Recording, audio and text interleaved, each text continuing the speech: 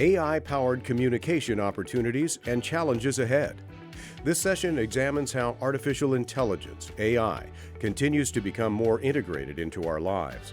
From chatbots and virtual assistants to predictive analytics and sentiment analysis, the impact of such developments is affecting our daily lives. Panelists will share their insights on how AI is changing the landscape in communication, including ethics and other considerations. Moderating this session is Nicole O'Donnell, an assistant professor of strategic communication in the Edward R. Murrow College of Communication.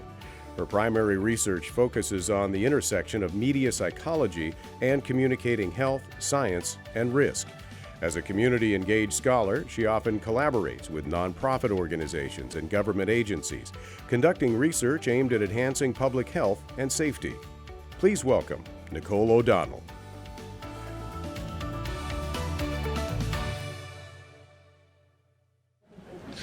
Hello, everyone. Thank you so much for coming to our panel titled AI-Powered Communication, Opportunities and Challenges Ahead. We have a panelist joining us virtually. Gavin, can you hear us okay? I can, yeah. Can you guys hear me? Excellent.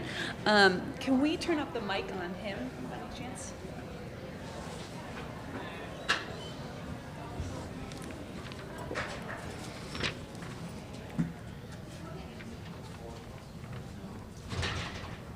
Okay, so let's get started. My name is Nicole O'Donnell, and I am an assistant professor here in the Murrow College. I am excited for all of us to chat today about AI-powered communication.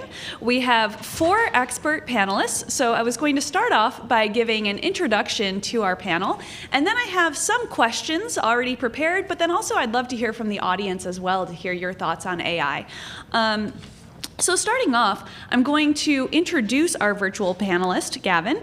Our first panelist is Gavin Mathis. Gavin is the Communications and Government Relations Partner at Prime Movers Lab, where he helps startup entrepreneurs tell their stories.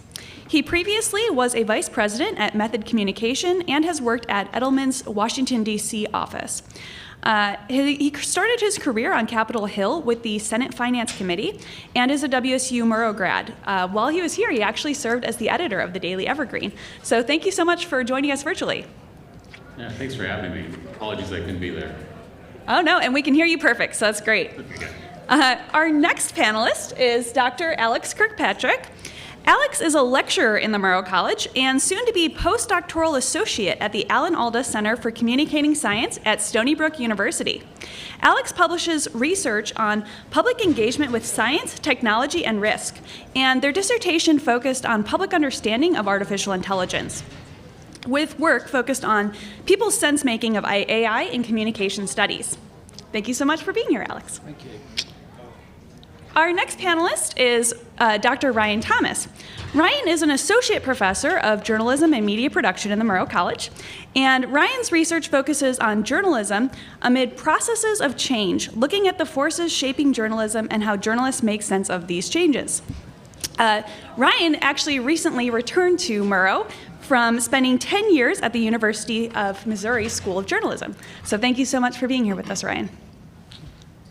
And the final panelist is Adam Heinlein. Adam is a manager of business analytics at Microsoft and a board member in the Murrow College. At Microsoft, Adam leads a team of business analysts focused on understanding and optimizing customer experiences. Adam graduated from here in 2009. He also holds a master's degree from Arkansas State University and is working on an MBA from Louisiana State. So thank you so much. A common thread here is that we are all Murrow graduates, and I think that's kind of cool. So you can see where the degree can take you. I wanted to start off questions with discussing the impact of AI on the workforce. So I'll actually kick this over to you, Gavin. How would you describe the impact of AI on the workforce and the work that you're doing at Prime Movers Lab? Thank you so much.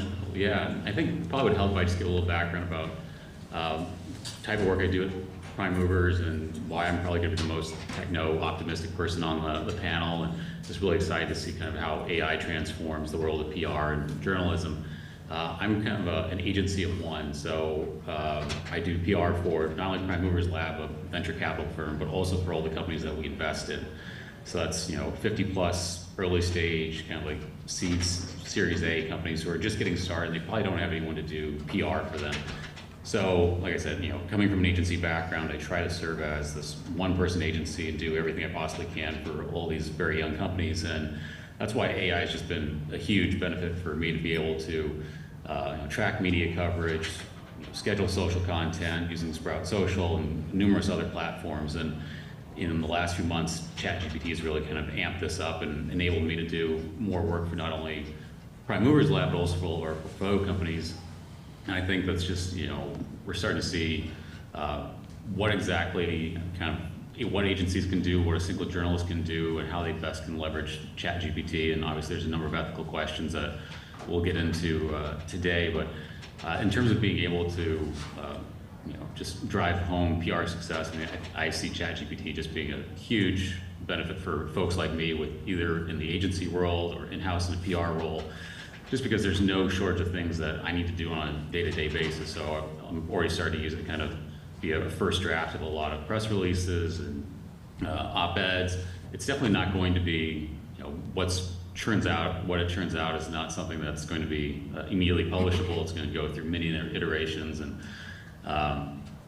love to hear from Ryan and Alex and their perspectives on this. But yeah, I think it's just going to open up like a lot of streams of revenue for PR firms, because when I was at Method, there was just no way that we were going to be able to take on all the business that we wanted. We just didn't have enough copywriters, copy editors, accountant executives to pitch media, write content, and this is kind of turn this into overdrive. I think if I was still at Method, we'd probably be able to take on a handful of smaller clients, nonprofit clients, and be able to help them with whatever their PR needs are today. And I think I'm probably, like I said, I'm going to be the most optimistic of most people on this panel in terms of what AI can accomplish. I remember there's an Oxford study that came out about 5-6 years ago saying 47% of most of the work that we do day to day could and should be automated. I think that's very true. Like in my day to day, I see the amount of pitches that I send out, the amount of stories that I write. It just enables me to churn out far more content, but to be able to develop much better content at a better pace and be able to have far more of a far-reaching impact as a result. And then maybe on the journalism side, I think I don't want to ever sound like I'm kind of dismissing the work of journalists. That's where I came out of Murrow expecting to be a journalist, but I think I've kind of come to the realization that so much of the work that a lot of reporters do is, I think they'll appreciate this too, is kind of rote, and it's the same things over and over again. It's taking a press release from, in my startup world, it's regurgitating something that a Google or an Amazon has, pumped out and churning a story out based off that. And I think that's where AI can come in and really make their life much easier to cover some of that PR garbage that is being pushed out by a company. And then actually do real investigative work. They're going to have so much more time to go develop deep sources and not just have to regurgitate some of the PR that comes out of organizations, or something like even the State of the Union. I think ChatGPT and other platforms are going to be really good at going through a body of text like that, or an earnings statement from a company, find out what kind of the 3 or 4 bullet points are, and then go from there. If you look at a Bloomberg or a Reuters and an AP who cover earnings statements from companies, all those stories are pretty similar, just because they're looking for the exact same things. This is something that an AI platform could definitely, a proprietary AI platform could help that news organization a bit to cover that very monotonous story that happens every quarter or annually, whatever it is. That's kind of the same thing every time.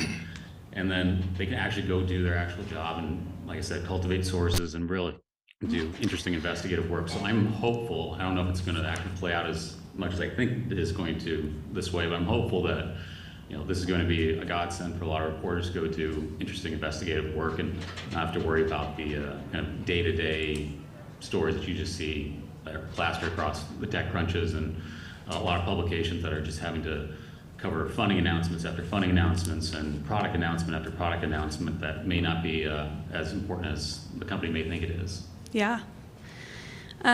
Let's follow up with you, Adam. How are you using AI at Microsoft right now, or what do you see the impact being? Great question. First of all, it's great to see everybody. It's day 2, and I was like, how full is it going to be? So thank you for showing up and listening to us. I don't know, I like to think of myself as a very uneducated opinion about this stuff, even though I work on it. I consider myself to be kind of like a Homer Simpson that just has lucked his way into a role in data and analytics. I don't know if that's great to tell a crowd like this, but it's what it feels like. I just naturally got into it and was curious, and it just kept leading me down this path to a point where I'm now managing data scientists, business analysts who are trying to come up with big ideas. How can we change customer journeys at scale? The work that I do is focused on Microsoft.com, the whole network. So you go to Xbox or M365. If you turn on your Xbox console, all the stuff you see, what you click on, why do you click on it, or the little shopping bag icon on your Windows computer, you go to buy an app, a free app. We are the people that track you. And it's like, oh, how can we make this better? And I will tell you, without lying, and you can follow up with me and ask me more questions, it is all the best intent possible. It is the best team. There's no scary stuff that's happening. It's all very protected and awesome. Now, having said that, how are we leveraging AI? It's very scary. To put it simply, if you think about the analytics curve from Gartner, there's kind of 2 axes, right? The x-axis is the amount of effort that it takes to do a certain type of analytics. The y-axis would be the value that it brings. And starting in the low value, low effort would be something called descriptive analytics, which is like Costco sold 5% more TVs last week. The next step would be diagnostic, which is, well, when we look at it, we're pretty sure that they sold 5% more because it was Super Bowl weekend. That's what drove this. That's where a big amount of our time is spent traditionally. We have these reviews, hey, what happened? Let's dig into it. Where we want to get into next is the forecasting. So step 3 on this would be predictive analytics, which is, okay, well, Super Bowl's over. What do we think is going to happen next? Let's look at the data. Let's try to create a prediction. We're spending more and more time in that area, and I can talk about this more, but AI is a big part of this, get there faster. And then finally is the prescriptive. That is the highest value, the most effort that it takes to, which is strategy, basically. This is the forecast, so what? What do we do about it? AI helps us do those first 3 steps much quicker, to put it simply. It's just, think of it as having an assistant, a co-pilot, Microsoft Copilot. Hey, everyone has heard about that? Yeah. It is a way to leverage tools to find these insights very quickly. The more data that you can put into it, the quicker you get to it. ChatGPT is like the shiny thing that everyone's talking about. It's wonderful. Like, it is. If you've used it, raise your hand if you've used it. Okay. Raise your hand if that was the first AI that you've ever used. Oh, see, wrong. You're all liars. Netflix, that's AI. Recommendation engines. ML is not AI. Yes, it is. It's a building block to AI. That's a part of AI. It's under that umbrella. We use it constantly everywhere. When you think about paid media, real-time bidding on Google, it's AI. So we're using this. We're using tools to do something that a human would do. So we use it. We're all using it all the time. ChatGPT, I think, is just like a velocity. It's just something that's helping us do a lot quicker, but not necessarily better or more of, just quicker. Whew, that's a lot. Well, and we have a lot of optimism and a lot of excitement. Alex, can you share your thoughts on the impacts of AI on the individual worker and potential risks of automation, and kind of get into that line of thought? Yeah, I'll gladly be the voice of doom. Although, don't take what I'm saying to be my opinion. I'll just talk about the more alarmist kind of perspective. Just a little overview.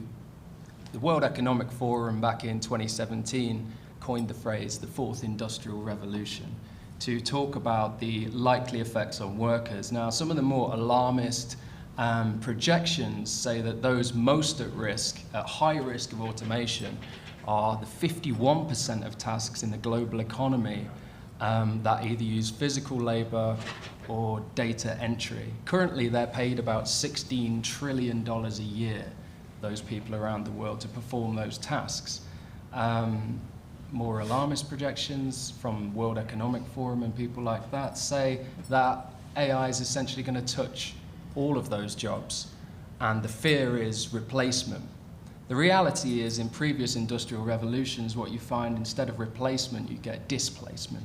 People have to retrain in different positions, and it actually creates more jobs. You know, if you put a spinning jenny in your factory, all of a sudden you need to employ someone else who knows how that works and can fix that when it breaks down, or can operationalize that.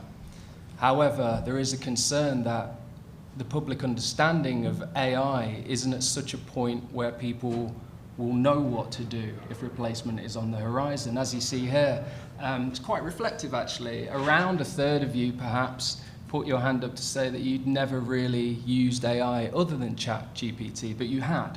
And that displays a kind of ambivalence that we find. About a third of people, Americans, the majority of the Americans currently say that they know what AI is, and they know when they're using it. However, a third of them will say they've never used it, and revealing that they don't actually know, or they aren't aware of its impacts on their life, or they're carrying it around in their pocket, or they're using it day upon day. And so on the positive side, all great technologies are meant to enhance our performance, right? They're meant to make us better as individuals, better as a society.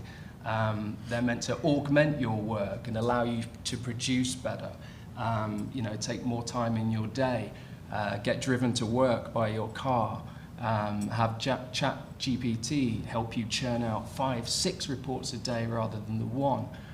However, it's all dependent on people's ability to fundamentally know what it is, know when they're using it, and know how to operationalize it. And the worry is that the rich get richer. Those who know about AI, those who are able to employ AI to make their companies better or whatever, they get that $16 trillion back that the manual laborer and the data entry person used to get, and that they don't give it back. That the trickle-down economics doesn't work because the public awareness of AI isn't sufficient enough for them to really operationalize these brand new innovations. And so we get a lot of talk about replacement and how we combat that or how we deal with it. I look a lot into the fomenting support for universal basic income, which is floated that if these $16 trillion go, then the workers should still get them back in some way, i.e. we would all get paid $1,200 a month for sitting on our asses, you know what I mean? Because the economy has grown because we collectively have produced a society that is able to automate boring tasks. So you can go fishing today instead of instead of sitting there and, going through the motions. I must say, ChatGPT, if you're able to operationalize it, is fantastic, even in academics. The problem comes when people, of course, just cut and paste. But to me, that's no different from people Googling stuff and cutting and pasting it as well, or copying it right out of a book. This has always happened. However, if we accept the change, if we embrace the change, and we educate people how to use it to their own advantage, I think we can potentially obviate some of the worst impacts. But, just the other week we have the Union of Concerned Scientists kind of saying that everybody should pause AI research for the next 6 months until we realize what we're dealing with. And, Elon Musk is a chief architect of that, and we're finding out that perhaps his AI at Tesla isn't that good either. So there may be underlying reasons why people want to stop other people looking at AI. But the future is here, right? We can't take it back now. It's how do we use it? How do we use it and arm ourselves with it? And how do we increase our performance with it and use it ethically? There's really no pushing back the tide. And how do we learn about that as a society? I think one of the things is through journalism. So Ryan, can you talk about AI in journalism and maybe some of the ethical questions we might have about this? Sure, and I'm great to be here on this panel. It's great to follow a fellow Brit. If AI isn't taking over, then the Brits perhaps are. I think the first thing to note is the speed at which this has come about, right? As has been said, different forms of AI have been around for a while. People who came of age, like myself, in the 1990s will remember the much unloved Clippy from Microsoft Word, which was a sort of very basic form of AI. But what we seem to be talking about a lot is the sort of what some might call a boom, others might call a bubble, some might call a panic. Around the past 4 or 5 months since ChatGPT sort of came into public use, it came around or was brought into the public domain in November, and over that period, Over 100 million people have used it. So we're talking about fast growth over a short period of time, where ChatGPT has really been the accelerant for this, an accelerant of a lot of the conversations. The other thing I think is important to note before sort of connect this to journalism is how we lump a whole host of different things together when we talk about AI. And there's a huge difference between different types of technologies, how they're used, their scale, their social implications, and accordingly then perhaps our comfort level with those technologies. I hear music on the radio, and I'm like, what song is that? That sounds really good. Using my Shazam app to identify it. That seems to me to be a pretty cool use of AI. If I do interviews, journalistic interviews or research interviews, I'm saving a lot of time with transcriptions, right? For screening job applications then, to sort of move up the severity scale. If we're using AI for sort of screening jobs, perhaps we might be okay with them filtering out sort of incomplete applications. Are we okay with things like predicting potential job performance? Maybe not, right? If they're directly informing hiring decisions on that kind of basis, based on the sort of keywords that are used in a cover letter. What about mortgage decisions? Are we comfortable with that?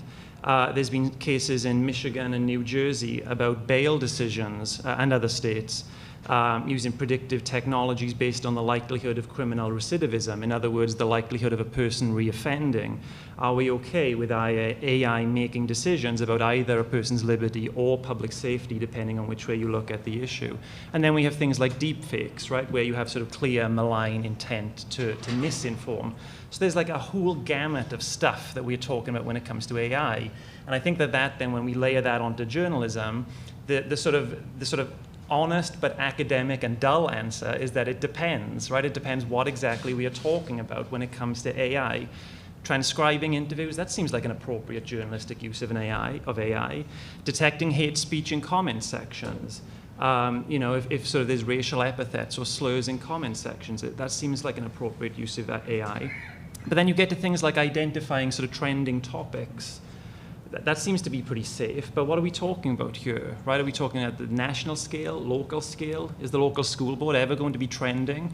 Probably not. And if that is influencing or shaping coverage decisions, in other words, decisions where you would want to have human news judgment, that is where it becomes a problem. And then you go all the way through to sort of, writing outright copy or content, right? That's sort of the sort of extreme end of things. So I think the debate is about whether we think of this and use it as a tool to augment journalism or as a tool to displace journalism.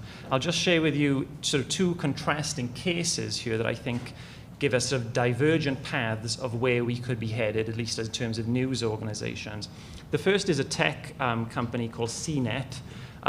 They cover some other stuff about culture, but they're primarily a sort of tech, sort of digital sort of organization.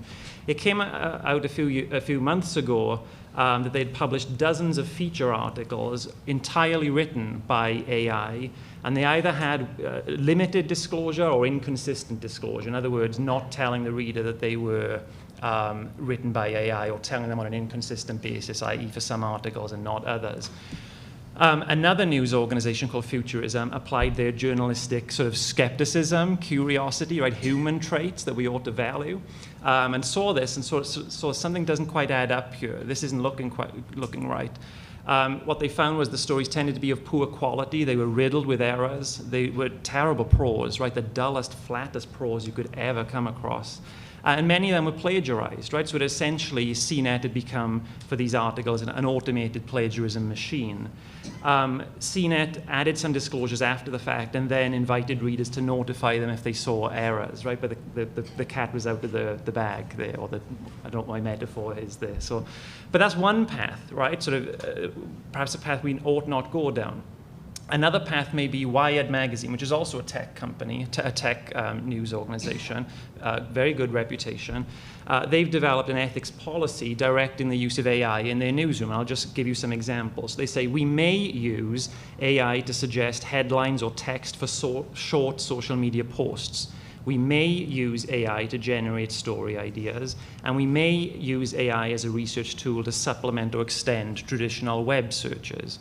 What we will not do, so note the shift from may to will, what we will not do is publish stories with text generated by AI. We will not publish text edited by AI.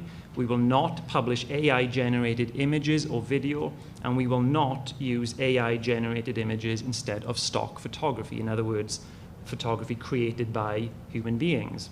So the theme there, I think, that sort of cuts across both of those is, AI as a supplement to human judgment or as a replacement for it.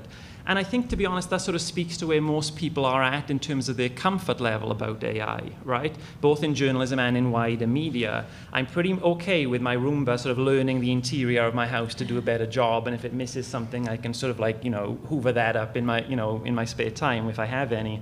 I'm very un-okay, right, if that's not a word, with driverless cars. That absolutely terrifies me, right? So I think that that issue of sort of human judgment, as flawed as humans are, that is important. And a final thing I'll sort of say about this is that the history of technologies and their adoption teaches us that it's really easy at the beginning to shape them and sort of talk about how we use them. Once they gain momentum, once they're out of the box, that becomes increasingly difficult. News organizations have a terrible record when it comes to technology of jumping on the bandwagon first and developing ethics policies afterwards. They did it with social media, they did it with comments, they did it with user-generated content. And I get it, right? They don't want to be left behind when they see competitors. They're like, oh my gosh, we must have a comment section, and think through the sort of implications later. It's only later on they sort of design policies. So now we have a good opportunity, I think, news organizations to get on the front foot for a change. And I think Wired Magazine offers us some ideas about how we could do that. Excellent. I'm going to pose this question to all of the panel, and then I'm going to open things up for Q&A. So starting with you, Gavin, do you have advice for students in the room who want to kind of be at the forefront of this technology, incorporate AI into their work?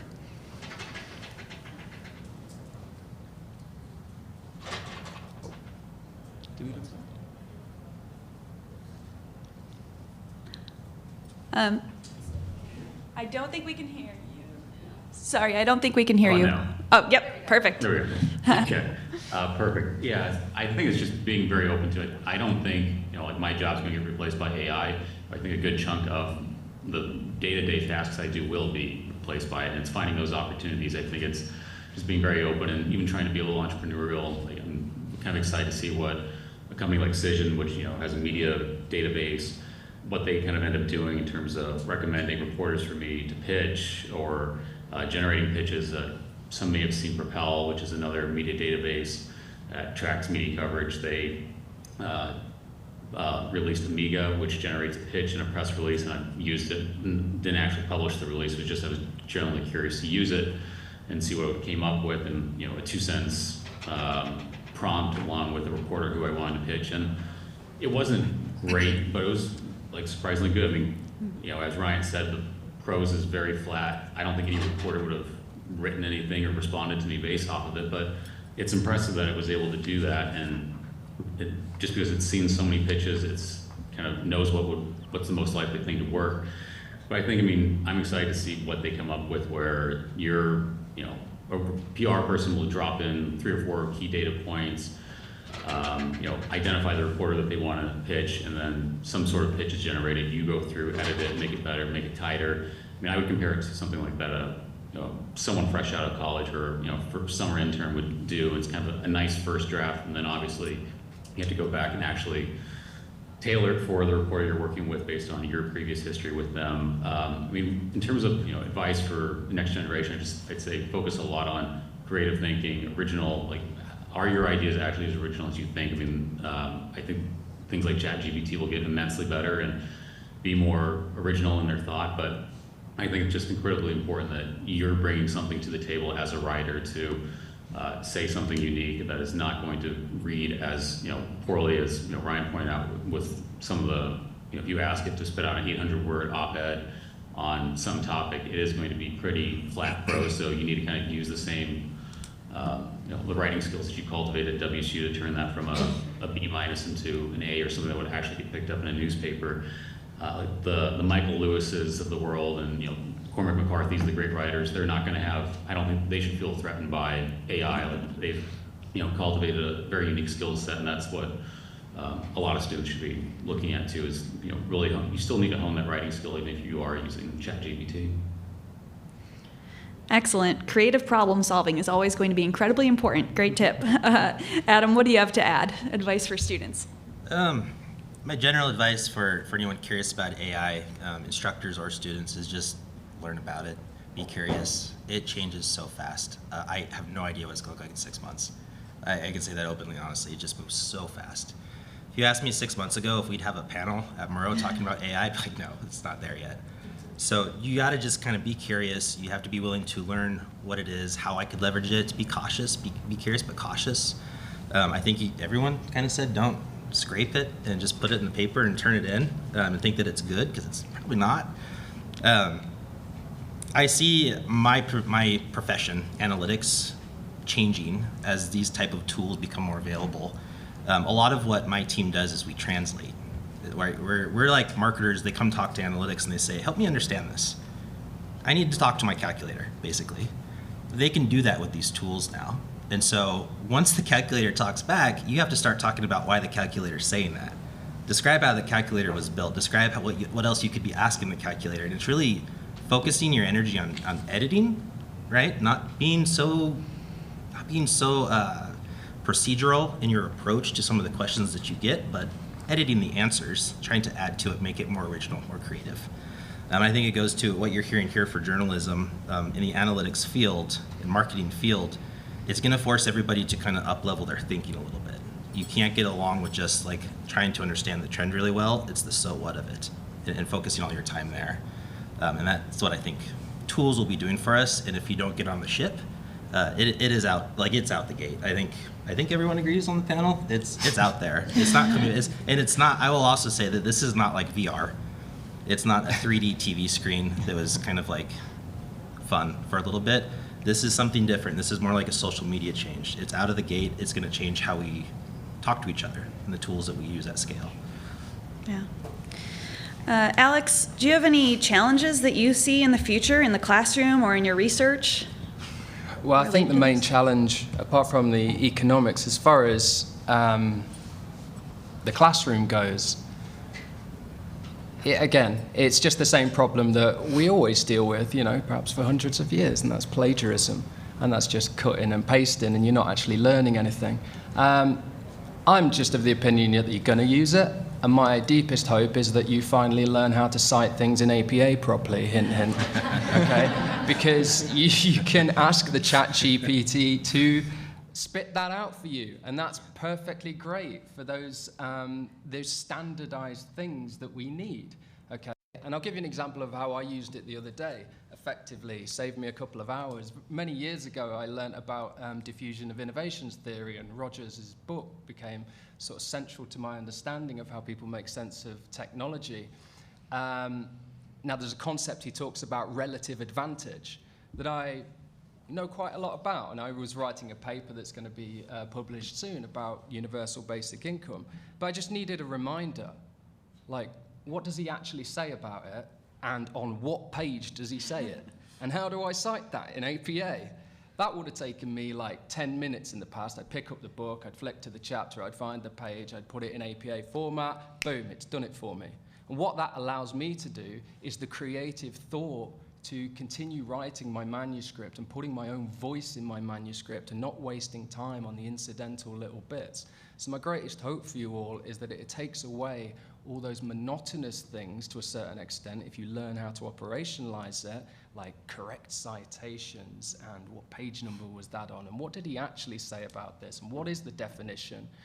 And it allows you freedom to build your narrative around that and really put yourself into your papers more, to be honest, because it does bog you down doing those things, and it can distract from human elaboration, so learn how to do it, learn how to remove all the boring bits, and see it as an opportunity to actually enhance yourself, enhance your performance and your identity and your persona and things like that. Yeah, because like we say, it's out the gate, okay? And it's good. Technology can be good. You just need to engage with it. And if you haven't engaged with it, go engage with it, right? Just play around with it and see what it can do for you. That's excellent advice. Ryan, do you have anything to add? Yeah, sure. This question, sort of how it's changing educators' roles, I think of it on sort of two levels. The sort of the day-to-day kind of question, how do I deal with issues as they arise in the classroom? And then it raises like boring but important sort of questions about, what's my philosophy? What does that sort of affect me as an educator, in terms of my sort of philosophy in the classroom? In terms of the day-to-day, I mean, ChatGPT and plagiarism is obviously an issue, right? We see it in our classrooms. But I get bothered by some of the reporting about this, some of the news reporting about this, that sort of focuses on the issue of accuracy, right? And they sort of say, well, these essays that ChatGPT is doing, look at the accuracy, look at the inaccuracy. Well, that to me is confusing cause and effect. The point of the paper is not the accuracy that's in it. The point is the learning process. Mm-hmm. The paper is the end result, right? The accuracies are the end result. So this to me is putting cart before the horse, right? And that's another metaphor I'll use. So I think, there's all that kind of stuff that I think gets forgotten. Yes, it makes it easier. Yes, plagiarism has always been an issue, so on and so forth. But I think if we sort of decenter the idea of sort of learning at the heart of the student experience, I think that becomes a problem. And then it raises sort of on the sort of macro level sort of responsibilities as an educator. I'll just say I'm uncomfortable with the idea of sort of potentially training students for tools that could cause others of my students to lose their jobs. Mm-hmm. I'm very uncomfortable with that, right? And so that raises a whole lot of questions about curriculum, about what we teach, how we teach it, how we ethically teach it, what we ought not teach at journalism programs. There's a lot of that makes me quite uncomfortable, but that's a sort of more sort of philosophical kind of point, I think. Yeah. I would love to open it up to questions from the audience, and I'm going to make sure this mic works, but. Okay, I think it is working. Thank you.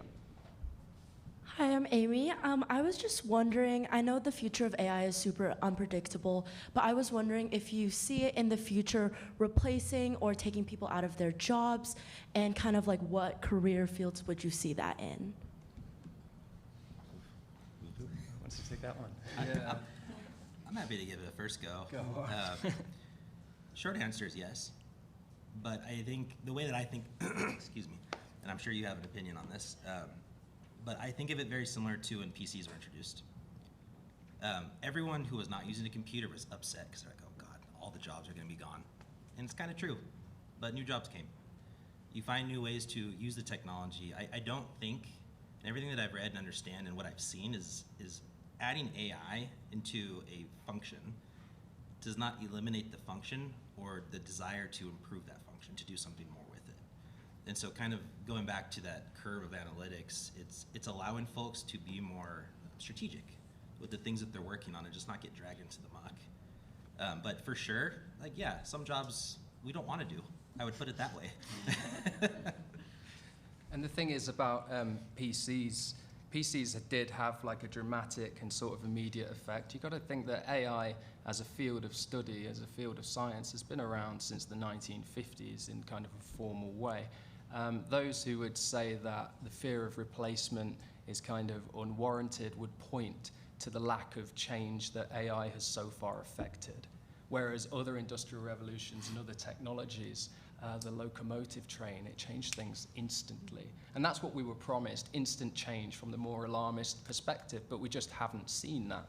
We haven't seen those jobs go away. However, when AI is combined with robotics, even when it displaces rather than replaces workers, it does have a diminishing effect on the amount of wages people earn. So one more robot into the social system lowers the average wages by a minuscule amount, but then more and more and more, and you accrue. And all of a sudden, you're dropping significant percentage points on the average wage a worker can earn. So really, I think a lot of the greatest fears come from how AI is incorporated with robotics and allowed free movement in the corporeal physical world, right? Because that does have a negative effect. But that's not to say that you can't all learn to be robot engineers. I don't know what to say to you. But all I can say is all we've got so far is our understanding of history and prior industrial revolutions. And what we find is change and displacement, not replacement. In fact, the world is so populated today, and we face some of the climate challenges and things precisely because industrial revolutions created an opportunity for humanity to flourish and multiply, and everybody gets work, right? However, we need to address a lot of other things in society and other inequities and inequalities, because, you know, the mark of the creator is in AI, and if we start coding in all our own biases and things like that, then yeah, then we've got a real problem. I just to sort of add to that, I'm thinking about this idea of sort of, you know, the cat being out of the bag, or there's something, Pandora's box has been opened, right? Here you go, more metaphors. But about this issue of displacement, I do worry sometimes that we do place a lot of emphasis on the idea of sort of this change being inexorable, right? Inevitable. You know, I've lost count of the amount of headlines or leads that I've seen about sort of AI taking over. No, I'm sorry, this is not correct. AI is not taking over. There are choices by human actors behind this about how it is designed, about how it is implemented, about how it is regulated or not, right? I think too often we sort of assume that this technology is a life of its own, and I think that mystifies the role that humans play in these kinds of technologies in layoff decisions, right? It's very easy, it's very sort of clean to sort of say, well, okay, it's the rise of AI, but somebody decided to lay people off, right? I think if the reporting emphasized, you know, was sort of not lost in the sort of technological wonder a little bit, and sort of emphasize some of the human elements to this. I'm not trying to be alarmist or anything, but, although it may sound like that. I think there should be some rebalancing around the reporting of this, personally. Yeah, problem is the reporting as well. It's always made in close proximity to heuristic things like science fiction, okay, which is always very doom-laden.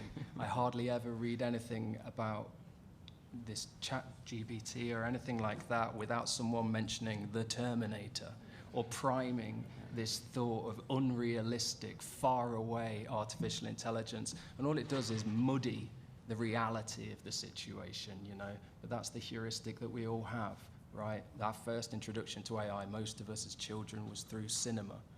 And I think that's potentially problematic as well. Yeah, I think the PC and internet comparisons are really accurate, because I think people who have some experience in AI, they're going to replace people's jobs who are not using it.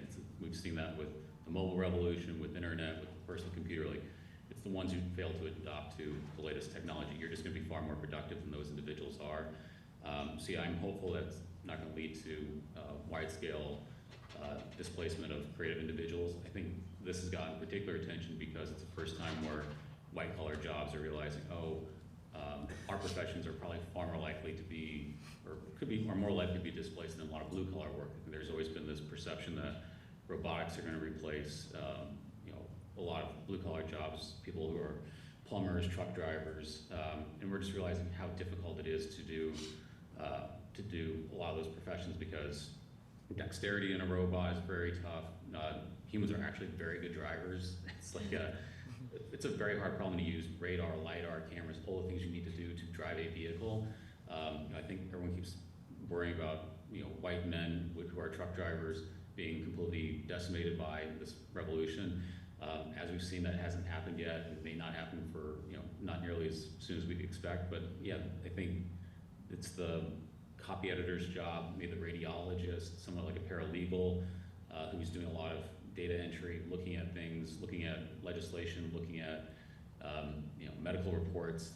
They're going to need to kind of find ways to leverage AI in a way to be more productive and have advance their career rather than just because so much of it can be automated. Thank you.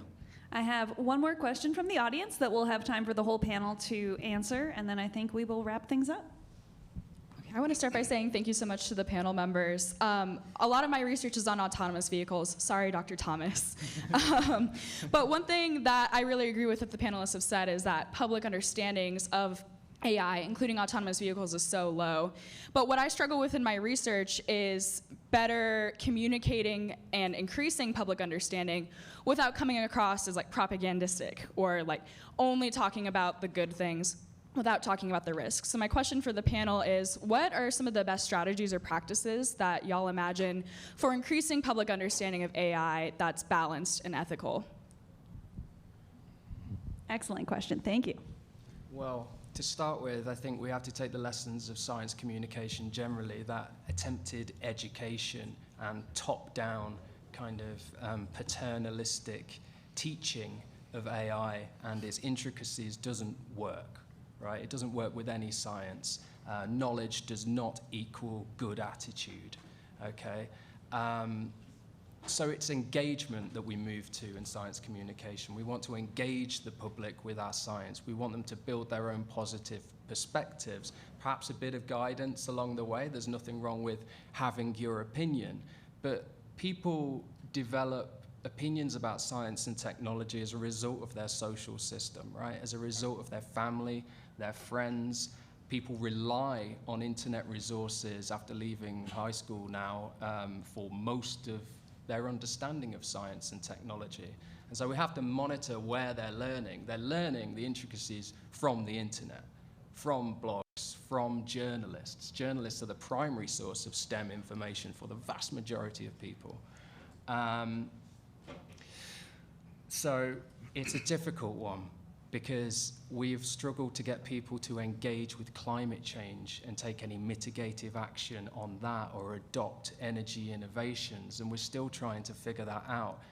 But I think any lessons that we have come from that and come from COVID-19 and understanding how people appreciate technology, how they incorporate it within their ideological beliefs. And already in AI, we see a kind of split, right? Oxford University a few years ago did a study, and on the right, on conservative leaning outlets, we tend to find emphasize the economic boon, right?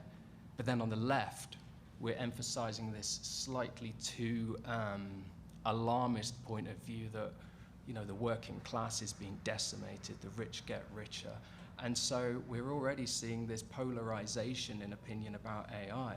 And that's what we want to try and avoid at this early stage, right? And we still have an opportunity to do so. But engagement is the key. It's getting people to engage with it, getting to use it, encouraging them to formulate their own opinions, not to be told what to think ideologically by the different media sources. This study took place in England, where it's a lot more obvious in the daily papers and things like that, where they are ideologically. So that's my worry. I can add my 2 cents, and I will just say, you two sound like educators, and I'm going to sound extra homery in this response. The accents help too, I think. Being outclassed. But I would say, like, how do we get people comfortable with it? Words are scary, pictures aren't. That's how I think about it. I think that the creators of these tools, the more they can do to show you what it is, and if it's done in a 60-second, reel, put it on YouTube. This is what AI is. This is how you could use it, and it's like, I get it now. I think of it. I think you were mentioning COVID, and kind of it's very complicated. It's very scary. People don't want to read it necessarily. Kind of get shoved in their face. I know my breakthrough was the first time that I saw the Johns Hopkins dashboard. I just saw a chart. I was like, oh, that's not good, right? And you get it instantly. You didn't have to read 3 pages about what's happened with COVID. It's like, okay, this is not good. I think there's an opportunity, and I think more people can connect with that if you give them short content, visual content, that they can then understand what it is. There's really good examples on YouTube. Just put in Selfish Plug. Go look at Microsoft Copilot. Look at some of the minute-long YouTube videos on what is this thing. You're like, oh, I get it. This is how I can use it. A minute-long demo on what an add-in for OpenAI can do in Excel. And you're like, oh, like I get this now. It's going to change everything. Look at it. Don't just read it. I think that people need to get it out of scholarly articles, stop naming stuff really scary, using full names on everything. Here, this is what it is. This is what it'll look like. Go have fun. And I think that people get there quicker.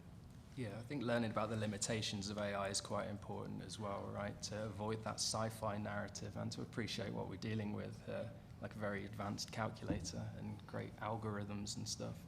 But, you know, educating children from an early age, and we already see that, like my little nephew's in like coding classes at the age of 8 and things like that, and all the toys we buy him are these little robots to tinker around with. And so you're just building that, incorporating it into their life and giving them an awareness and understanding of what an algorithm is and what a robot is and the difference and the limitations of AI, okay? Because it still can be quite silly. I mean, try some image prompting with DALL-E or Stable Diffusion and see the wonky hands you get, etc. It's, I think people just need to lessen their fear around it. I completely agree with Alex. I think it's a generational effort, and I'm trying to do the same thing with my 7-year-old. I don't want him to be freaked out and think robots are the Terminator and just have a appreciation for this. And I don't want to tie it necessarily to national identity, but I think there is kind of an effort there if we want to be leaders in robotics and space travel and all the kind of. These are a lot of things that we invest in at Prime Movers Lab. We really are trying to create a bit of a movement around these things, and we're thrilled that things like the CHIPS Act and the Inflation Reduction Act passed and really prioritized clean energy and in semiconductors and in really investments in deep technology. And we want the next generation of people to have this appreciation for kind of having an abundance mindset of being able to go out and do the hard things, invent and create, and really make this part of who we are as a society, as just globally, that this is not scary stuff. This is just part of life, and we're trying to make it as good as possible. I think what news organizations can do in this sort of effort, I mean, in terms of how they cover AI and then how they use AI, there's sort of two parts to that. But in terms of how they cover it, I mean, I think it's avoiding cliches about the robot, right? There's an image of a robot's arm that you'll see in like 9 out of 10 AI stories. But avoiding cliches like that and applying sort of traditional curiosity, skepticism, news judgment, which are, by the way, human traits, right, to these kinds of stories. And then in terms of how they use their own AI, Dean Baquet was talking yesterday about the virtues of transparency, right? Any time that you can demystify your process about how you are using AI or whatever, what you are using it for, when you won't use it, that is part of that conversation as well. And I mean, I would like to think, I don't know, but I would like to think that that would also have the sort of side effect benefit of building trust in journalism, which is also pretty low, you might have heard at this point in time. So, yeah. Excellent. Well, thank you all. Are there any last thoughts? We have about 5 minutes left. Any take-home points for the audience? Oh, we have a question over here. Just a question here. My worry is about the educators because we're already using it in class, and I think it's a wonderful tool. My worry is about the governments and how they're going to use it against their own people and what they're going to do, whether they're going to say, hey, I'm looking at how this person's browsing online, and I think they're a homosexual, and that's not allowed in our society. So I'm wondering about what the regulation, the laws, and governance, and how that's, and your thoughts on that. I think it was announced just the other day that the White House has put together its Office of Technology and Policy. I forget they put together a Citizens' Bill of Rights with regard to AI. That's just starting, right? So we'll see what comes out of that. But of course, administrations can change, right? And so we don't know. I mean, I'm sort of concerned about corporate use of AI for corporate power, but I think it's just as much a concern to worry about how this could fall into sort of the wrong hands or for the wrong uses by government. So that's a sort of academic, sort of hedgy, waffly answer to it. But other than to say, yes, I think we ought to be alarmed by that kind of thing. And it's also non-state actors like terrorists and things like that I'm a bit concerned about in terms of autonomous weaponry, right? We are developing that. NATO particularly will continue to develop that and is operationalizing that on a daily basis. I'm a former member of the British Army, and even back in sort of 2003, we were using rudimentary sort of targeting systems and things like that, which would seem rudimentary today, very high tech then. And then the fact is, it is in a black box, right? We don't know how they're developing it. Whatever the top AI is at the minute in the military or government, we're not going to know it. We're not going to know what it's doing. It's developing behind our backs. And so, yes, that is a little concerning, because do you trust your government? But then, what if someone else gets hold of it as well? What if a terrorist state gets hold of these same weapons? And it's a concern that needs addressing before we go too far, right? Because I'm a little bit worried too now. I think a good way to end is to say we have a risk communication major and classes here in the Murrow College that are going to be more relevant than ever. I want to thank our panel again for your time. This has been a really wonderful conversation. Thanks.